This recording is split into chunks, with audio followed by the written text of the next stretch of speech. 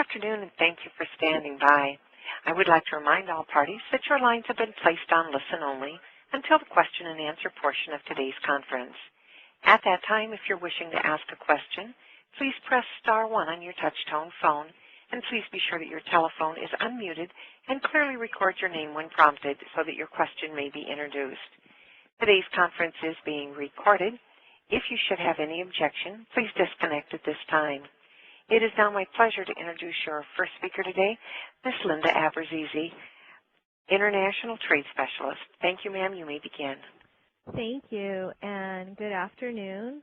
For those of you who are participating in our Basic Guide to Exporting Resources You Should Know webinar, this webinar is being brought to you in cooperation by the U.S. Foreign Commercial Service, the U.S. Small Business Administration, and the Overseas Private Investment Corporation. My name is Linda Aberzizi, and I'm an International Trade Specialist for the Trade Information Center for the U.S. Commercial Service at the Department of Commerce. I will be today's moderator.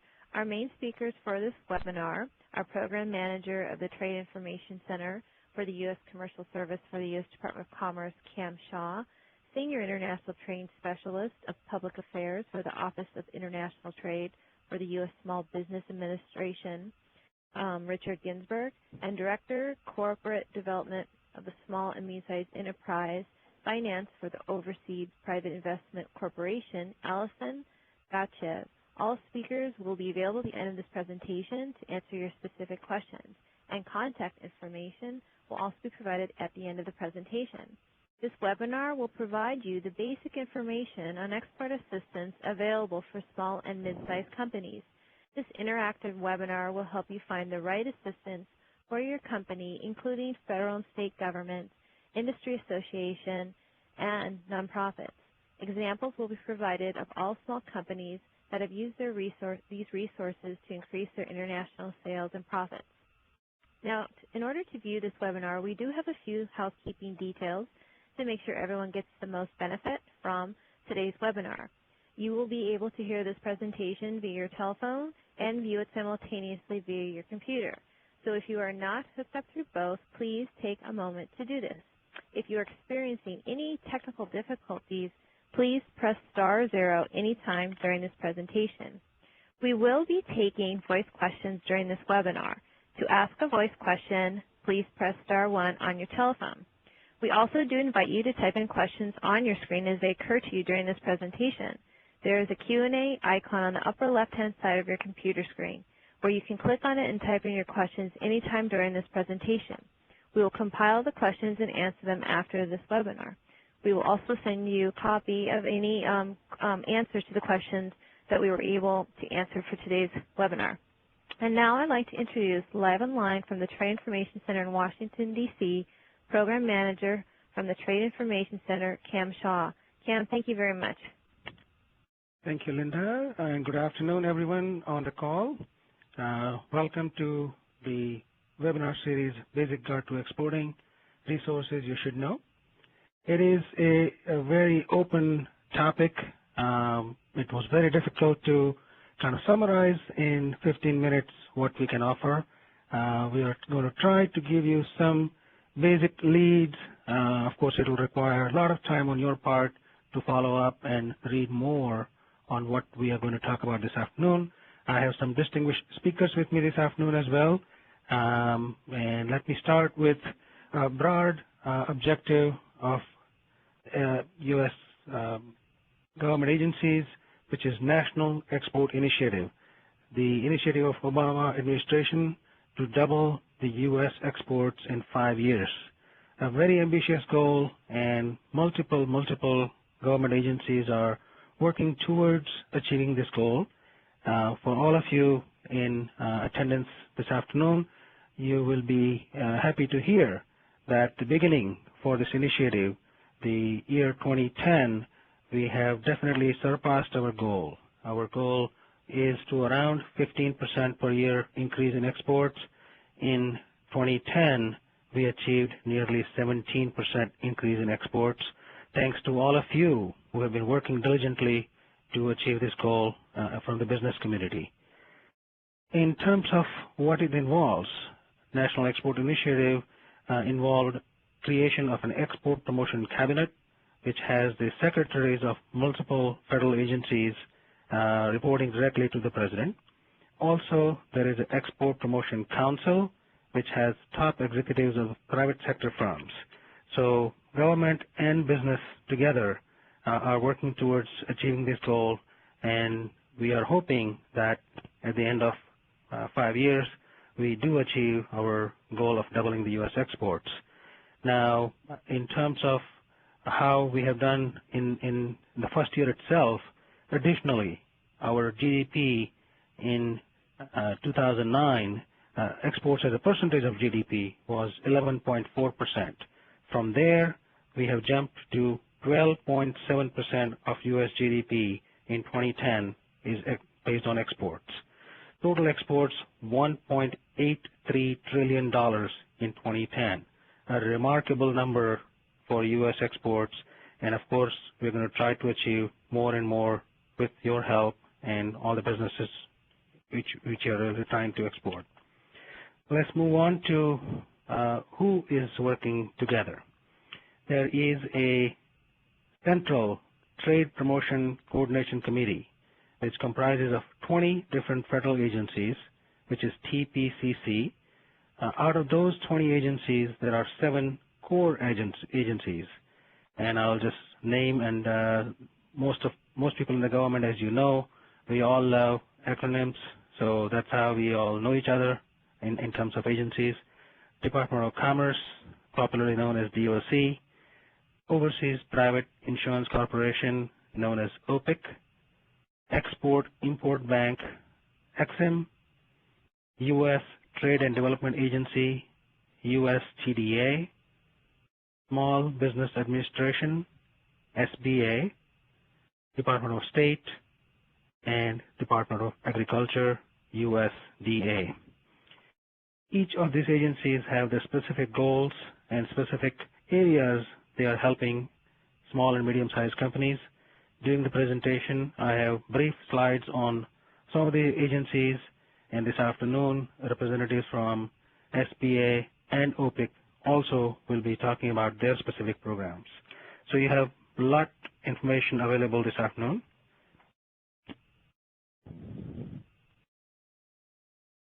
Okay. Part of the Commerce Department, many of you are aware, there are multiple sub-agencies, which includes Patent and Trademark Office, NOAA, and one of the agency which is involved in international trade, sub-agency, which is International Trade Administration, or known as ITA. What is ITA's mission? ITA is charged with the mission of strengthening the competitiveness of U.S. industry, of promoting trade and investment, and of ensuring fair trade and compliance with trade laws and agreements. Of course, we'll go into specific details of each of these units of ITA and their functions as well. What does ITA comprise of? ITA comprises of 4 units or offices: U.S. and Foreign Commercial Service, Market Access and Compliance, Manufacturing and Services, and Import Administration. Each of these units directly touch with U.S. exporters, small and medium-sized companies. I'll go into great details of the services by U.S. and Foreign Commercial Service. Market Access and Compliance is a unit which specifically helps when a U.S. company feels there is a trade barrier to their export efforts.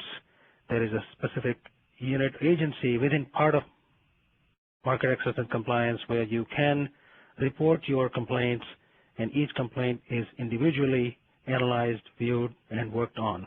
So definitely one of the important units of ITA. Manufacturing and Services is a unit which works directly with industries. They compile data and specific market research reports of U.S.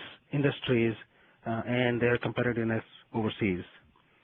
Import Administration deals with anti-dumping, countervailing duties, and specific cases where U.S. companies feel, U.S. businesses feel, the overseas companies are dumping their products.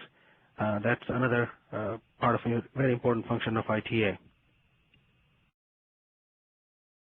Let's talk more about the U.S. Commercial Service.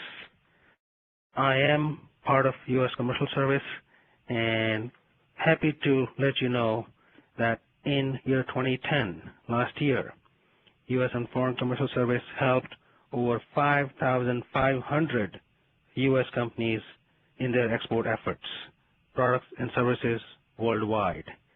And additional detail, out of those 5,500, 85% of which were small and medium-sized companies like all of you are.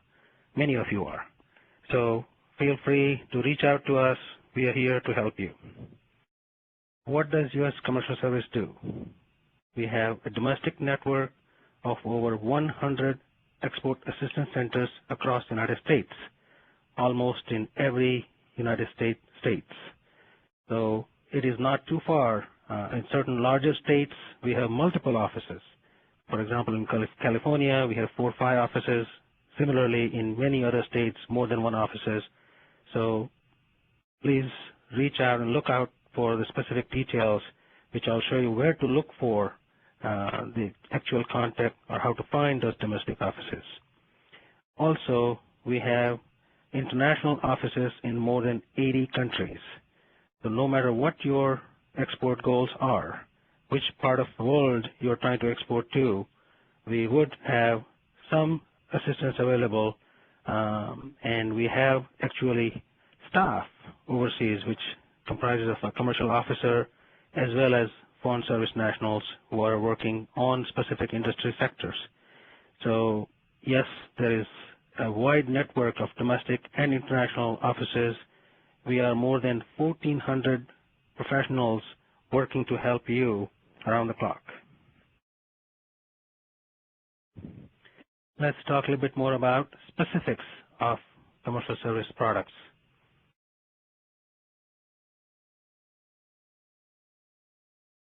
Many of you might have used or heard of a very popular service, which is a gold key matching service.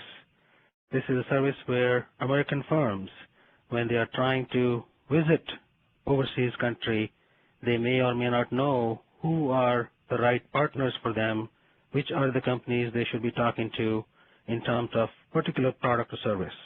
We do all the homework for you beforehand. Give us a notice of 6 to 8 weeks, and we will find the right individuals and companies to meet with. So your 1 or 2 days of visit to a country is definitely worth. You're not wasting any time. You're meeting specific individuals or businesses which are in your sector. So if you're looking for an agent, distributor, partner, any of those, definitely we are available. We are here to help you. In addition, language may not be an issue as well. If you're going to a country which is Arabic-speaking country or a Spanish-speaking country, we will additionally offer interpreter services. These are not totally free services. It's a fee-based service. Definitely come and talk to us, and we'll give you specifics of the fee structures, etc. If you're not ready to travel overseas yet, we can produce a report which will give you specific companies which you can work with as your potential partner, which is International Partner Search, or IPS.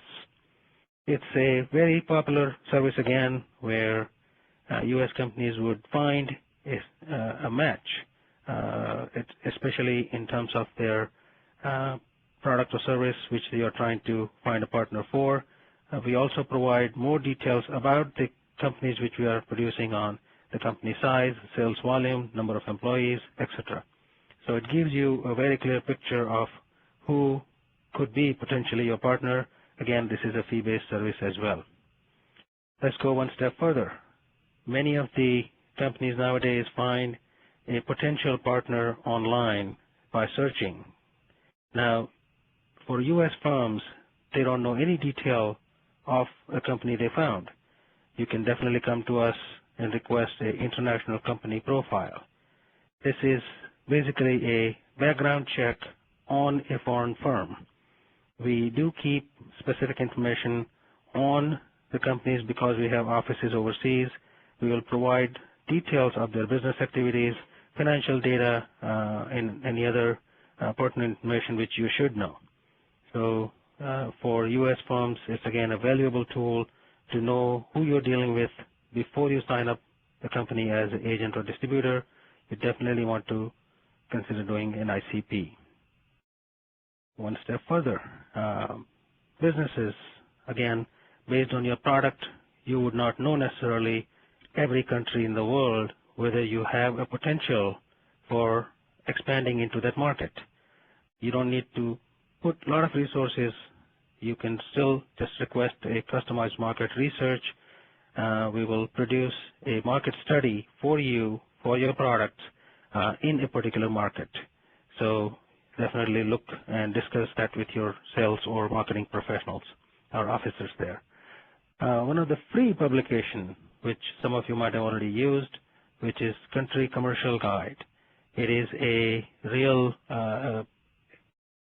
detailed report which has all the details about the particular country, including trade regulations, investment, leading sectors for U.S. exports. So it is a volume U.S. businesses definitely should try to read before expanding into the market. It is a free publication available through export.gov, and under market research you can choose a particular industry or a country and then find reports as well. So we call it CCG. Please make use of this valuable resource. Just quickly going over, for small firms which are trying to market their products, there is an international magazine which reaches to more than 145 countries. Commercial News USA, again, yes, that would bring any and all potential interested parties. It's then up to U.S. company to search through and kind of figure out which one is right for you.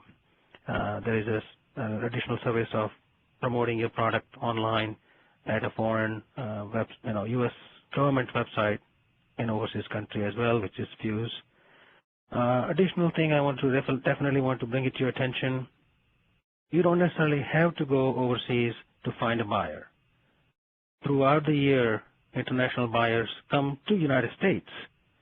You can meet with them in the U.S., be it Las Vegas, Orlando, Chicago, Atlanta, doesn't matter. There are different cities in which we are holding international buyer program events.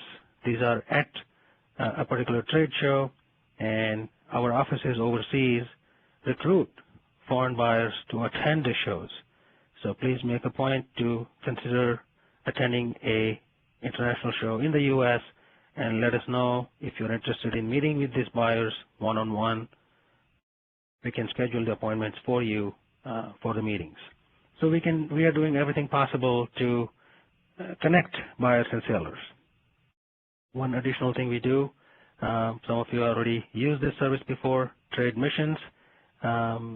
We take trade missions to many countries and many regions, product specific or abroad, multi-industry. The details of those events are on our website, export.gov. Please check back regularly which is the next trade mission you might be interested in. Just a caveat, every company applying for trade mission may not necessarily be selected. There is a vetting process based on your experience in that market or potential for your product in that country. We will let you know if you're selected, but it's definitely worth an attempt to be with other businesses who could be your competition, or at least you get recognition and important context throughout your trade mission trip. Let me wrap up pretty soon, just to give you some additional reference material. Our Prime portal for all export-related information, www.export.gov. Every information we compile, we try to post it here. So please visit this site regularly. You will find new information regularly as well. Now, as you can see in the middle of the page, there is a tab for locations. Please feel free to use that to find a domestic or international office if you're seeking. Okay, many of you on attendance today might be new to export. For those individuals and businesses, this is a very important page, Export Basics. We have compiled numerous reports, numerous guides to help you begin with the exporting process. So please feel free to browse through and really take some time to click on the blue links. Every link opens up with a brand new details and information. So please, I encourage all of you to spend some time on this page, Export Basics. There are guides, there are universities where you can take courses, multiple things. Many times, U.S. businesses are quite concerned as to what will be the duty of my product in another country. For that, we have compiled a few specific resources to use it. There is a third-party outside vendor, Customs Info LLC. They give you a trial subscription, but they do have quite a bit right in the middle of the page. You can see online tariff database. Please register, and that'll give you tariff information for most of the countries of the world. Also, there is additional links in the middle, which country-specific tariff and tax.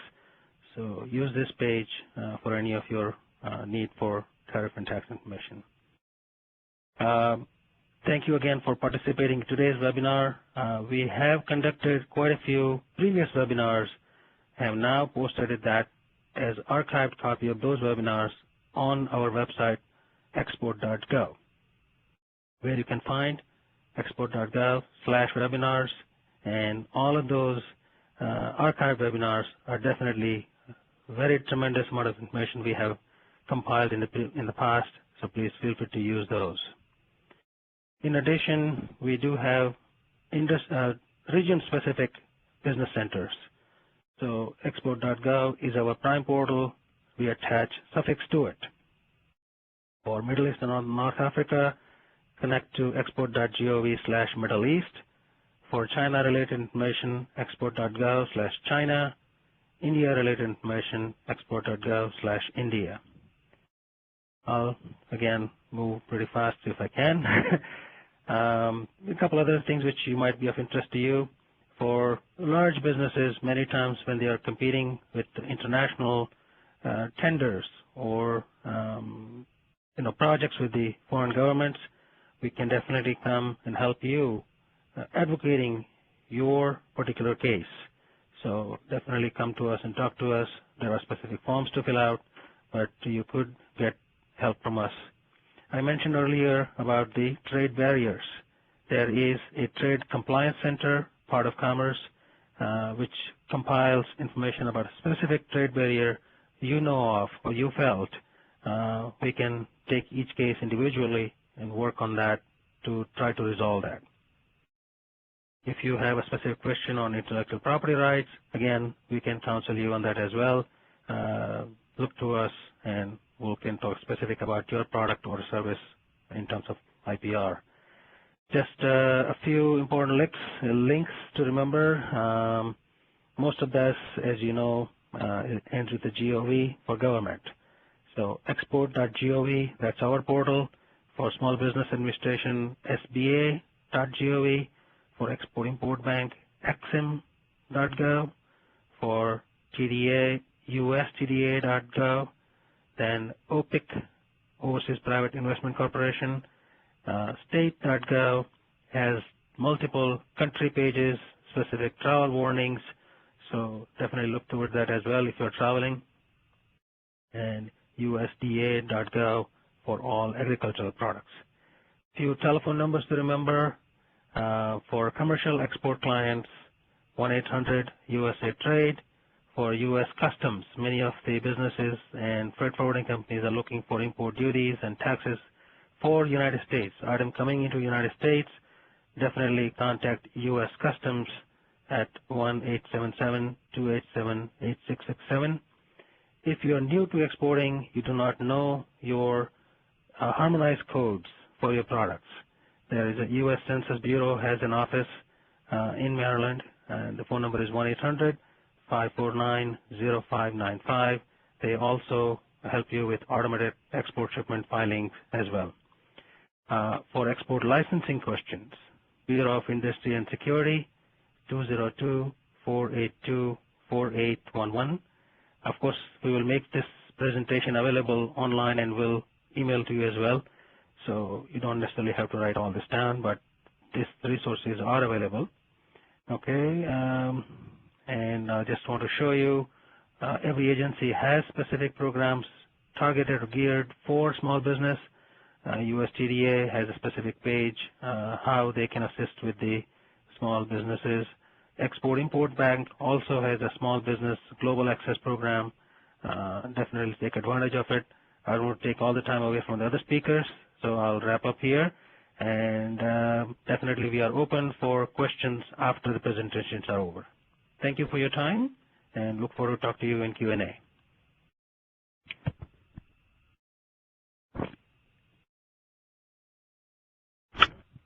Okay, Cam, thank you. Our next speaker is Richard Ginsberg from the U.S. Small Business Administration.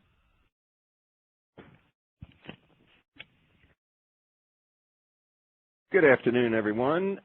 By a show of hands, can I see how many small business exporters are out there? Wow, that's about 3/4 of them. Thank you. Well, I'm here from the SBA, and while my focus is specifically on small businesses, what I do talk about is exporting in particular, and happy to move these slides along to give you an idea of what SBA is doing and how we can help you if you're not exporting to begin. So we're going to start here. If I can get the slide, there we go. Actually, 97% of all U.S. exporters are small businesses, and for those that were listening to the short presentation on the National Export Initiative, when the President told us last year to double exports and create 2 million new jobs, he didn't exactly tell us how to do it. So I can tell you that the 20 agencies of the federal government that Cam earlier discussed, a lot of the silos that are typically here in Washington have come down. There's tremendous collaboration between agencies so that we do not participate in either duplicative or repetitive programs. And again, the focus of SBA is to reach out. For the small business exporters that are on the line, the wannabe exporters, the service providers and facilitators, thank you for attending. Hopefully the information that you're going to get before the day is over is going to show you some new and exciting things that are happening in the world of export promotion. Besides the NEI, the Small Business Jobs Act has also considerably enhanced the programs of the Small Business Administration, and we're going to see some of those shortly.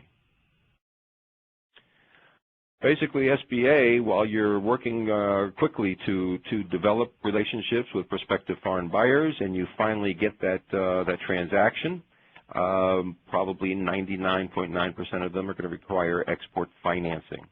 And SBA proudly offers small business exporters 3 very special and unique trade finance programs. As you see, the Export Working Capital Program, the International Trade Loan Program, and the Export Express. The EWCP, coincidentally, is the same name for the major loan program for the Export-Import Bank. We're the only 2 agencies that actually provide working capital for the most part. It's called the same, and we even share the same application that are processed by the banking community, where both SBA and EXIM offers guarantees. 90% guarantee on the working capital loan. The Jobs Act enhanced SBA's program from $2 million to $5 million as of last September. And the $4.5 million maximum guarantee, the reason why we say that is because under the old format, with the $2 million gross loan, we only had a cap of $1.5 million on the guarantee, so it was 75%. So the lenders had to decide whether they wanted to take an extra 15% of interest in the loan, or they'd only make a loan of 1.66. We don't have to worry about that anymore because we have the full 90% guarantee. This working capital program can be used for specific transactions. It could be used for, again, a specific or a single project, or as a revolving line of credit. And the turnaround time, depending upon whether the lender has delegated authority, is processing your loan, or one of our people, in either case, it should never take any more than 5 or 6 days. for you to get approval, which I'm sure all of you will, and you'll be on your way with your working capital to either produce the goods that you're exporting, or to even buy the raw materials that go into the production of your finished goods. Eligibility. Well, the first eligibility criteria for SBA, of course, is to be a small business. And that is a self-certifying program by the small businesses themselves. The goods that you're being shipped have to be titled, i.e., you must have possession of them here in the U.S. And one major difference between SBA's Export Working Capital Loan and EXIM's Export Working Capital Loan is that we do not have a U.S. content requirement. We know that 75% of small business exporters typically import something first from another resource. They do value added, or they may do nothing and ship the total foreign good to buyers overseas, to another buyer.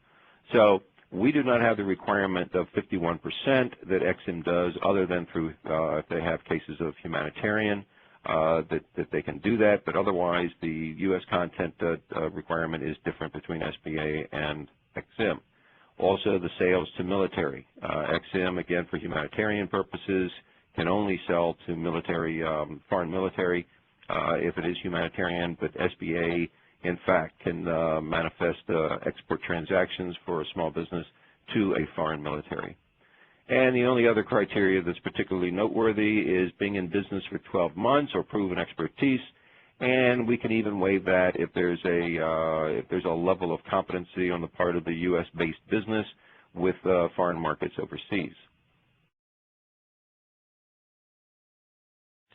This is a particularly significant term in indirect exports, and I frequently tout this to large businesses as well as small businesses, in that the term indirect exports, and from the small business exporter's perspective, as well as for a large business who is using a small business supplier chain, there might not be even any particular concern, because the small business makes a sale and the large business gets what they're looking for. However, we term as an indirect export goods or services sold by a small business to a large firm that in fact are using those goods to become part of an exported commodity. And I'll give you just a real brief example. If you make certain electronic equipment, light bulbs or such that might go into a Boeing aircraft that has no military significance, and you're selling as a supplier to Boeing,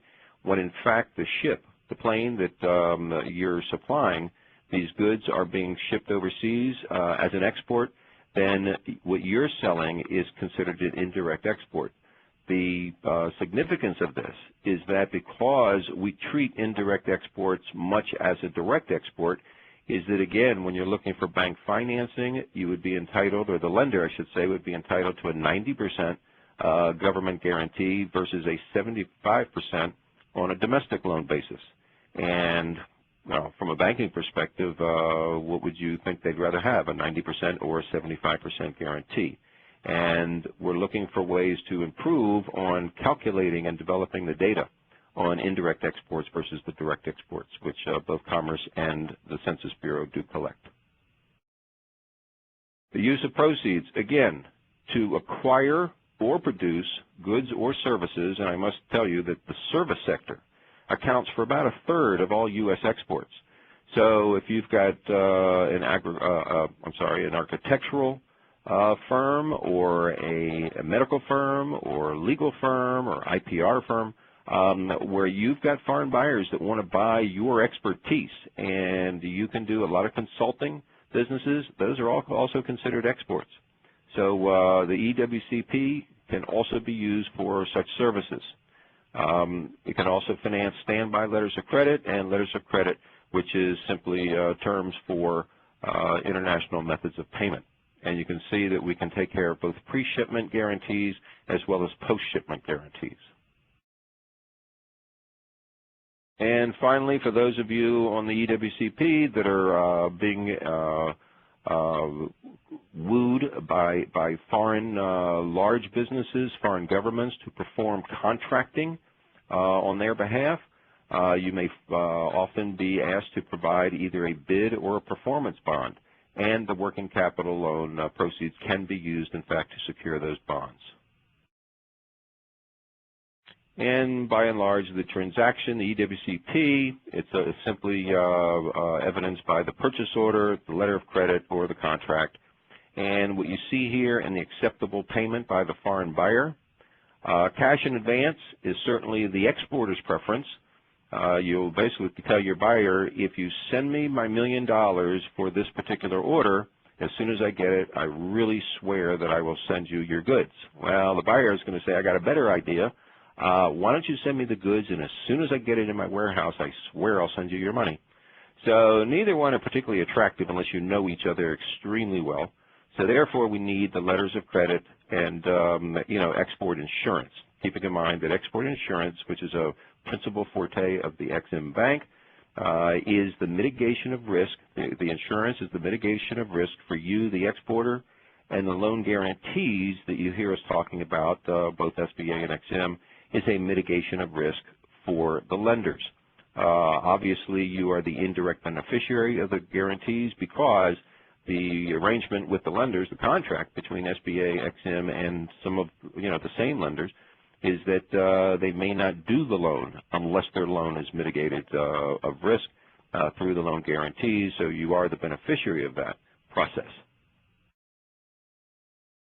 And on the open account, again, you're only going to do that with somebody that you've come to know very well, where you will ship your goods in advance. They'll pay you when they get it. And this is from people that you've been doing business with, for an extremely long time. And just to let you know that Export-Import Banks, as I said, one of their main programs is, in fact, their exporter insurance programs, and they extend to SBA's small business borrowers / exporters the same 25% discount that they offer to their transactions. And the collateral, well, we say that EWCP loans are self-liquidating. It simply means that when you make your shipment and through the letters of credit or payment in advance, you're going to pay back that working capital loan, and you'll start over again with the next transaction. And the bank takes the lien on the assets that are being financed through this working capital program. The fees to you, 0.25% of the guaranteed portion. The lender pays 55.5 basis points. It's a lesser amount on both sides for the SBA guarantee loans, but we find that this is both reasonable and prudent and enables the small business to gain access to capital even in these tight economic times for their export transactions. The next product I want to talk about is the International Trade Loan. This, too, as it was impacted by the Jobs Act, it was increased from $2 million to $5 million. And again, full 90% guarantee. The eligibility requirements are virtually the same. However, this loan program can also help significantly expand an export market or develop new export markets. And it's typically used for upgrading facilities or equipment, i.e. capital equipment, capital expenditures that will improve the applicant's competitive position in the global marketplace. The uses of proceeds, it can be to buy real estate, buildings, facilities, equipment. It also can be used for debt refinancing and as well as working capital. The business plan application must document the eligibility requirements to determine that you are, in fact, being adversely impacted by imports. And then we come to the third and final loan program. Some people say that I particularly tout the Export Express as my favorite. I mean, they're all excellent programs, but the Export Express, like the other two, were significantly enhanced by the Jobs Act. The lending amount went from $250,000 up to $350,000, up to $500,000, excuse me. The guarantee went up to 90% from 75%. But you can see it's not a tiered guarantee. For a loan up to $350,000, the guarantee is 90%, and for a loan greater than $350,000, then the guarantee on the total loan is 75%. And the lenders are producing these very quickly. They're turning these things around in less than 48 hours, and they can be used again, much as the EWCP, that could be used for not only specific export transactions, but it can also be used to make you to enable you to get into new markets, develop your strategy for exporting, for virtually any activity that will enhance your export success, such as it could be used for translating your website, translating your brochures, participating in a gold key trade mission with the Department of Commerce and the Secretary of Commerce that's leading a delegation, and anything to develop or expand your export markets or your export activity. And here you are, you see the list that we have here for financing of export transactions with letters of credit, virtually anything that's related to your ability and enhancement of your exporting activities. We have here a map of the U.S. You'll see in these, where you see these capitals, these are where SBA is currently participating in 20 of the 109 U.S. export assistance centers. Our folks happen to be senior trade and finance. These actually are credit officers that if we're not working with a delegated lender, delegated authority lender, that our people actually underwrite these working capital loans, the Export Express, and the international trade loans. And I just wanted to add a couple of things that we've come up with since I made this last presentation, with two new tools that should help you significantly. First is for those that are just starting out or trying to get ahead into the export programs and getting into international sales, is that we've developed a small business exporter business planner. It's an exceptional tool. It's a PDF file that you're welcome to download. You can customize it as you deem appropriate. It could be used for each and all of your current markets where you're exporting, or for developing the strategy to export for your first market. So you can customize that export business planner tool. And we also came out with the U.S. Trade Representative, and Cam talked about it, was the something called the FTA tool. Is that countries that we currently have free trade agreements, this FTA tool could be useful to you to let you know in advance what current customs and duties and maybe value-added taxes will be levied against your imported goods in the foreign port. And all of these interesting tools can be found at www.sba.gov/international, which is our office moniker. And I think that's about the end. I just had a couple of things to tell you. If there's representatives on the line from state offices of economic development and trade, is that SBA is now, through the Jobs Act, managing the STEP, that's the State Trade and Export Promotion Program, where it's a grant program that we have funds that we're granting to the state offices, who then can enhance their programs as well to deliver trade promotion and finance programs to small business exporters and new-to-export companies. So with that, I think I have concluded my my little piece here, and we'll be taking questions, I believe, after the call. And now it's my pleasure to introduce Allison Gotcheff from the Overseas Private Investment Corporation.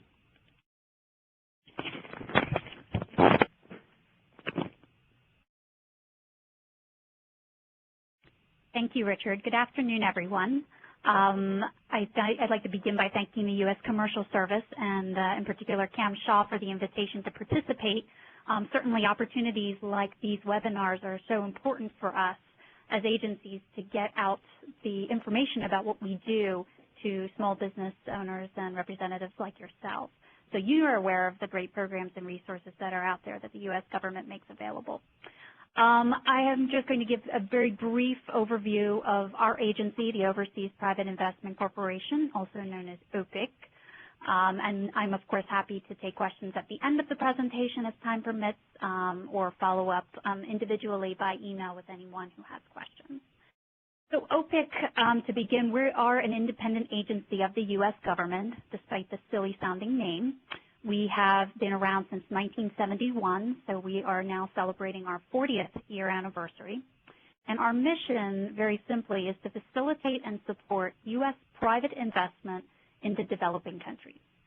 So more specifically, what we do, we offer financial products to U.S. companies to help them enter international markets where private capital may be limited or unavailable. So there are two products that we offer to help small businesses address some of the key challenges they face when pursuing international business opportunities. One, for investors who are concerned about how to manage political risk, we offer political risk insurance, which you can think of as an insurance policy you would take out from the U.S. government that would protect any assets you placed overseas against losses resulting from political events. So that might be equipment that you placed overseas to perform under a contract. It could be an investment you make in property or land for your business, but it's an insurance policy that protects your assets abroad. And then secondly, for investors who have concerns about access to capital, we provide long-term financing in the form of both loans and loan guarantees to overseas business ventures with U.S. participation. And so in the subsequent slides, I'll walk through very briefly the parameters of each product. But first, to give you a little insight into how OPIC decides which types of investments to support, or as we call them, projects, how we prioritize our resources to support various projects abroad. When we look at a proposal from a U.S. company to support an investment abroad, we're asking them to be able to explain to us how they can achieve really 4 objectives. So first, we want to understand how we're going to help their U.S. business, be that help their business access new markets, generate more revenue, create more jobs for their personnel here in the U.S. But oftentimes, and this is where we link into the National Export Initiative, oftentimes our projects also result in the creation of substantial U.S. exports. So sometimes it's in obvious ways, like, say, a U.S. Exporter of frozen food products who wants to set up a cold storage facility abroad so that they can maintain an overseas inventory. That's an investment overseas that certainly leads to a direct increase in U.S. exports. But sometimes it also happens in less obvious ways. For example, a solar development firm that's putting together a solar project overseas and is importing into the foreign country U.S.-made solar panels. Or in another example, a firm that's building affordable housing in Africa and is bringing the housing kits from a U.S. supplier. So we certainly see our projects generating substantial U.S. exports. So in addition to knowing how the project will benefit the U.S. company that's involved in the project, we also want to understand how the project will help the host investment country, because we're also very keen on supporting projects that will provide a benefit to the host country, whether that be through introducing a new technology, supporting environmental best practices, providing support for lower income service areas, or perhaps supporting women in the workplace. So we focus our support on the lower and middle income countries, which presently number about 150 in Asia, Africa, Middle East, Latin America, and Eastern Europe. Third, we are looking for U.S. companies that are undertaking projects that support U.S. best practices. So we want to make sure that these companies that we're working with adhere to environmental requirements that would ensure proper protections are in place. We want to ensure that our projects and our sponsors adhere to internationally recognized worker rights, and perhaps very importantly, that the projects we support will not have any adverse impact on the U.S. economy or U.S. employment, meaning that we won't do any runaway plants or support any project that's in an industry that has seen a decline in the U.S.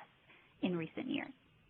And then finally, OPIC is a self-sustaining agency, which means that we do charge for our services to cover our costs. And so it's important to note that in order to access our risk insurance or our financing program, we do charge market-based fees.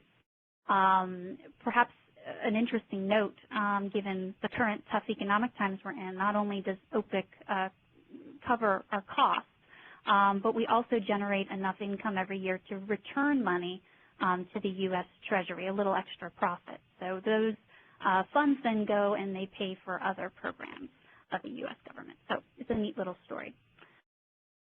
A few words on OPIC political risk insurance. As I said, it's an insurance policy that would protect any assets you have overseas against losses resulting from various political events. We typically organize these events into really three categories.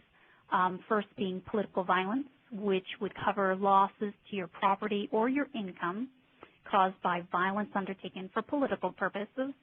So that would include things like war, revolution, politically motivated civil strife or politically motivated rioting, as well as acts of terrorism. Second, we cover currency inconvertibility, which is basically conversion and transfer risk. So if you're earning money in local currency and you're looking to convert into U.S. dollars or transfer U.S. dollars back to the United States, this insurance policy would cover any losses you would incur because of an inavailability to convert or transfer. And then finally, we cover expropriation. So that would be the risk that the government could nationalize, confiscate, or expropriate your investment. And I made a note in this presentation that we also cover creeping expropriation, which would be gradual incremental expropriation, or in other words, step-by-step expropriation by the host country government. This policy is available to U.S. investors as individuals, U.S. contractors who are performing work overseas, U.S. exporters, as well as U.S. financial institutions and NGOs. So there's a variety of different types of organizations we work with in the U.S. to protect their assets abroad. We can protect a variety of different types of investment. So oftentimes the most common are actual property, buildings, equipment, but sometimes we can cover other types of investments that you may have at risk. Some of the more common ones would be a performance guarantee or an advance payment guarantee. We could cover certain contracts you may have with the foreign government. So if the government were to basically breach contract, we would provide some sort of support and compensation. We cover up to $250 million per project. We have no minimum policy size, so many of our small business clients have very small policies with us. But we can cover you for up to 20 years at a fixed premium. So you're insured a certain level of support through the OPIC insurance program for quite some time. So in summary, political risk insurance, it gives you peace of mind when you have assets at risk overseas. It's an important tool to help you raise capital because political risk insurance can help provide some comfort to potential financiers that are looking at your project. And then finally, we can tailor the coverage to cover different types of risks depending on what your concern is. So you may want a coverage just political violence, or you may want coverage on all three risks. A few words on OPIC Finance. We provide financing based on a total project cost.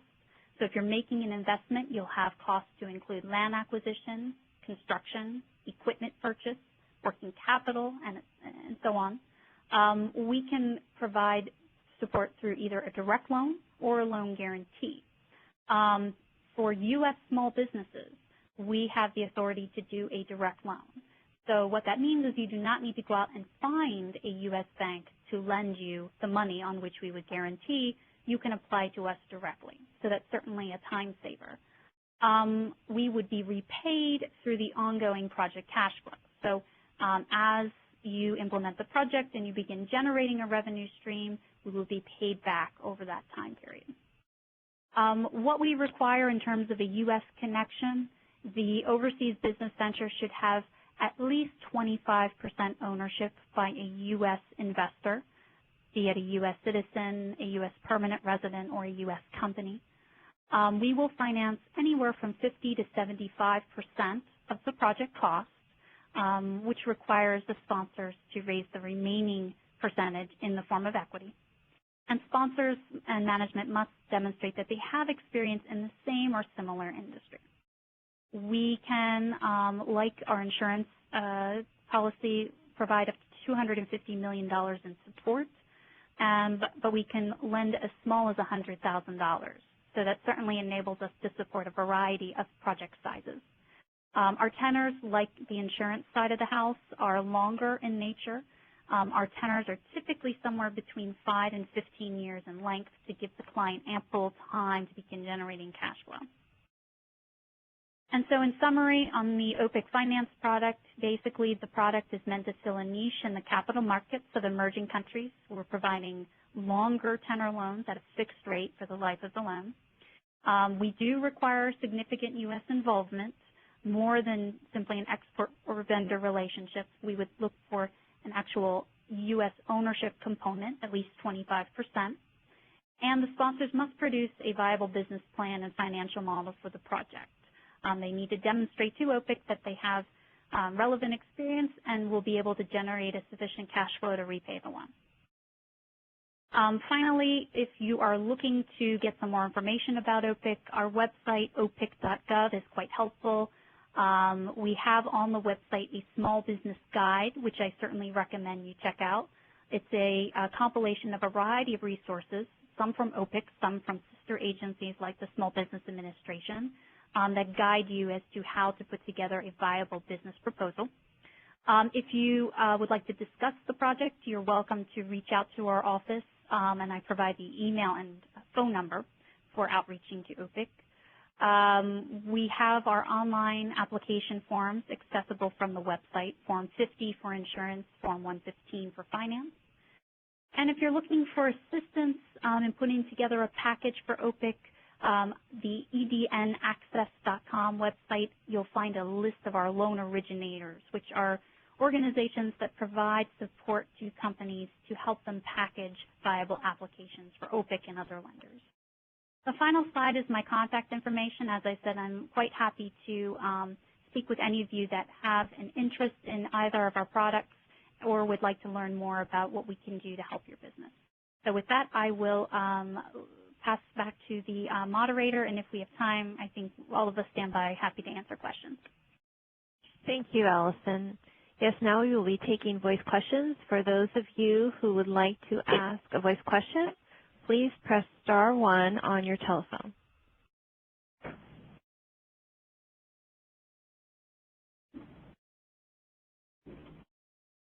And we'll get the operator to help you out. And ma'am, at this time I'm showing no questions. However, if there is anyone wishing to ask a question, please press *1 and record your name when prompted. One moment, please.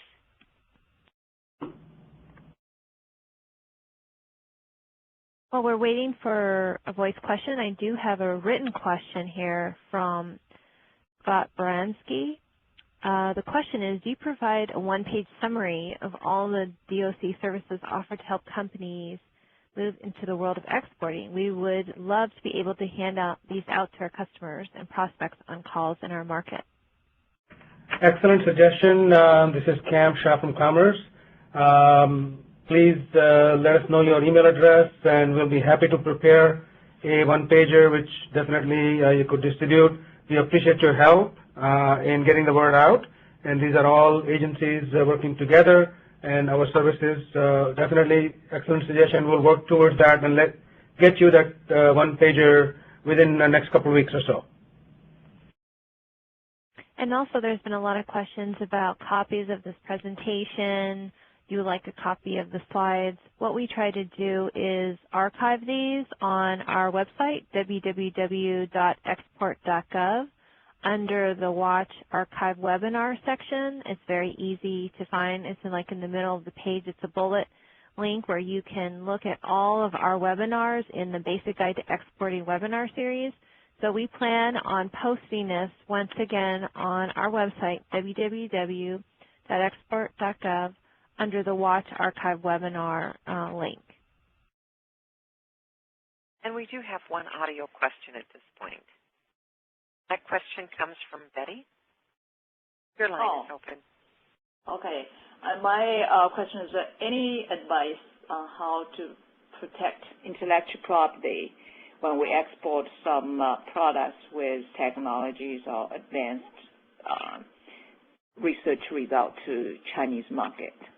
Because now our potential clients have interest to export things to China. However, the U.S. patent doesn't work in China. No, excellent question. excellent question and a very timely question as well. You might be surprised to hear that 70% of patent infringement violations come from one country, and that is China, which is the fact. So it is good that you are definitely working towards that. Yes, there is of course, we can provide you a list of law firms who can help you, either it's patent, copyright, or trademark, whichever you are trying to register. We can definitely help you. I'll give you my email address, which is on the slide as well, but it's kam.shah, kam.shah@trade.gov. Please send us your details, and then we'll be happy to provide you with a referral of law firms who can help you. Great. Thank you so much. And at this point, I'm showing no further questions. Okay. I guess from the panel here, Richard, Allison, thank you for joining this afternoon, and feel free to reach out to us if you have further questions. But again, to all the participants,